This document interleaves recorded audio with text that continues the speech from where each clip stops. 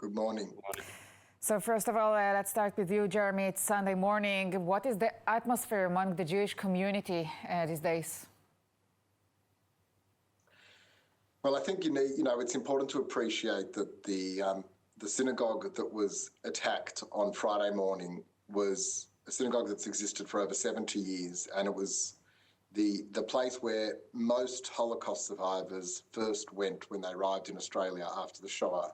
So my grandfather attended that synagogue when he first arrived, and so the optics of a charred, burnt synagogue with Torah scrolls being pulled out and damaged was very triggering for a post-Holocaust community like Melbourne, Australia. Do you see it, Jeremy, do you see it as a shift, the arson attack as a shift in Australia as we see more and more anti-Semitic incidents and attacks? Look, it's a shift, but the truth is that no one should be surprised, because when we have a situation where our government has allowed protesters to march through the streets of Melbourne and Sydney for the past 14 months shouting "globalise the Intifada" and "from the river to the sea," well, here we have a real-life example of what globalising the Intifada means. It means murdering Jews. And when they say Zionists aren't welcome, what they really mean is Jews aren't welcome, because, of course, particularly here in Australia, the overwhelming majority of the Jewish community are very proud Zionists, supporters of the State of Israel. Josh Feldman, do you agree with Jeremy Liebler? It isn't really a surprise for you either? I wish I could say that I was surprised by what happened on Friday morning, but no, I fully agree with Jeremy. It's not a surprise at all. You know, we've been seeing what's happening overseas with far worse things happening to the Jewish communities elsewhere in the diaspora. And I think a lot of people here just, thought that it was a matter of time. And Friday morning, we saw what a lot of people were fearing would happen, happened. I wish I could say that I was surprised. I wish I could say that I never in a million years could have imagined this would have happened. Maybe on October 6, 2023, I would have said that would never happen here. But I think a lot of people have just been waiting for this moment in Australia. Yeah, so you saw escalation in the last year. Absolutely. There's been an absolute escalation. It started with the October 9 protest outside the Sydney Opera House, which was essentially just a celebration of the worst massacre of Jews since the Holocaust. And I think that was, the first kind of sign for a lot of Australian Jews that something is seriously off here. And it's really only gotten worse from there. Whether that's the November protest last year that forced a synagogue in Melbourne to evacuate, whether that's the 2 protests in the last 2 weeks outside synagogues in Melbourne and Sydney, the torching of cars in Sydney a couple of weeks ago with anti-Semitic messaging, and now this. And it certainly hasn't been helped by the fact that the government just really hasn't shown itself to believe that this anti-Semitism issue is a real problem that they should worry about. And Jeremy Liebler, speaking of the government, Prime Minister Netanyahu claimed the Melbourne synagogue attack linked to the extreme anti-Israel position of the Labour government in Australia. So I assume you can agree with Prime Minister Netanyahu.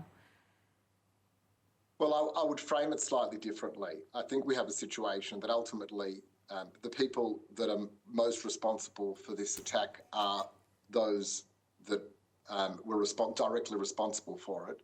But the reality is that anti-Semitism in this country has exploded under the current government, and they have to take some responsibility for that. And in part, there's been an absence of sufficient leadership in early enough and strong enough calling out the incitement that we've seen on the street. And what that has done, the failure to call out the incitement to violence over the last 14 months, has meant that those who hold these anti-Semitic views feel emboldened and justified in carrying out these attacks and taking the pressure up further and further.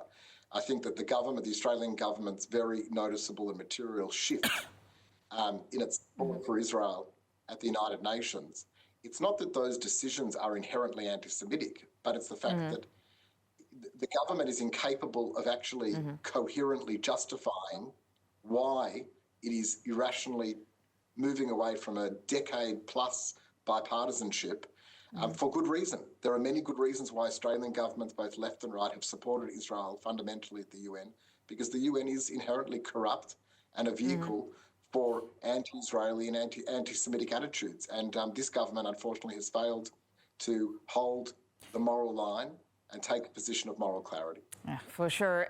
Josh Feldman, you spoke with us in our studio last November 2023, and then you have said that there are Jews that are concerned, scary to be Jewish in public. What has changed since this statement? I think it's only gotten worse. I saw a message that a rabbi sent out Erev Shabbos this Friday saying that it's permitted for congregants to use that, to take their phones on them on Shabbos in case of an emergency. You know, that's crazy to think that rabbis are saying that Jews can carry their phones on them on Shabbos in case, God forbid, they need it. You know, we hear people talking about leaving the country, parents, you know, saying that they don't know if they want their children to wear their Jewish school uniform because they could be a target. Jews not wanting to go to the city at all on Sundays because that's, you know, when they have the pro-Palestinian rallies. Whatever I thought, however bad I thought it was November last year, it's just become so much worse since then. Oh, Josh Feldman, Jeremy Lieber, thank you so much for speaking with us this morning, today. Thank you. Thank you. Thank you.